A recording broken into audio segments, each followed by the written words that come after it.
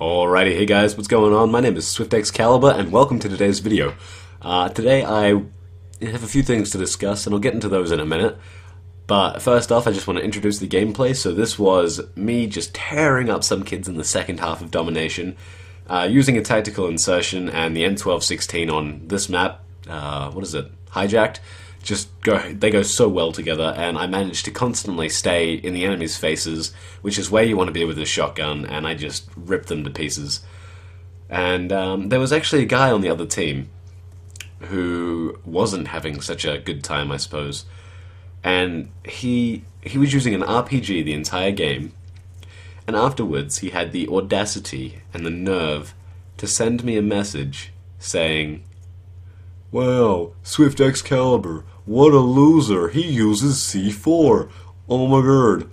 And, you know, it kind of got me thinking about the power that the community has, the COD community that is, and whether or not it's always a good idea for Treyarch to listen to the community.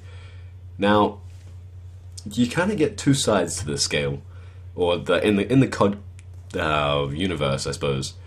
On the one hand, you get, imagine this is a seesaw. On the one hand, you get Treyarch, who they have got the seesaw all the way in their favor.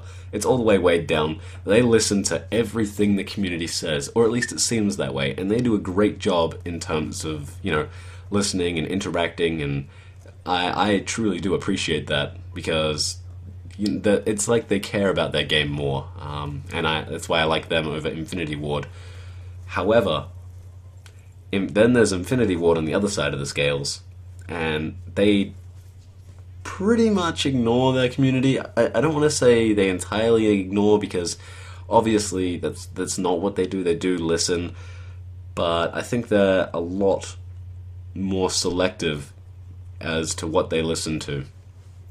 And I want to discuss the idea of what the perfect middle ground would be. So the negatives to what Treyarch does, which is listen to everything, is if we use Black Ops 1 as an example, because that's a game that I think they kind of messed up as it got towards the end of its lifespan. The game was pretty balanced when it first came out. There was the AK-74U and the FAMAS, or FAMAS, depending on how you'd like to pronounce it, and people would complain, "This is overpowered, this is overpowered." So Treyarch, being who they are, they nerfed it, and cool, I'm not going to complain about that. However, afterwards, people then complained, "Oh, the Commando's overpowered, the Galil's overpowered, oh, this is overpowered, this is overpowered, this is overpowered." And Treyarch, being as awesome as they are, continued to listen and continued to nerf all the guns. And at one point or another, I would say almost every single gun got a patch, or a nerf, or a buff. And that's not so good. You can go overboard, and the game got to be so balanced that it didn't seem to matter what gun I used, it was the same. I could use any gun on any map and do just as well as anyone else with any other gun and setup. And that made the game boring. It was like, you know, we'll go back to the idea of a seesaw. It was like playing on a seesaw that didn't tip either way. How bad is that? It's like sitting on a plank. Anyways, so that's what they've done in Black Ops 1, and I feel like they may have brought that back in Black Ops 2.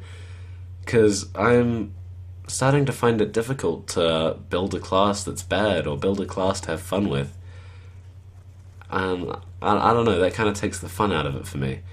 And of course then you go into Infinity Ward games, and well, they pretty much ignore everyone. They're like, "Oh, what's that? You guys don't like Final Stand? Don't worry about it." Then they, or Last Stand I should say, you know, then they put Final Stand and Dead Man's Hand in there, and all kinds of stuff like that. They just threw in all these terrible ideas that I don't know where they came up with them. But that being said, the game was always fun. I always had a class to use if I wanted to mess around. I could put a thermal sight on an SMG if I wanted to. And I just feel like the COD games need to find the middle ground. They need to figure out where, you know, they're not listening to every 12-year-old who yells at them, but at the same time, they listen enough that they can, I don't know, keep it interesting and keep things from getting too ridiculous. Anyway, leave your thoughts in the comments section below. I'll see you guys in my next video. Thanks for watching.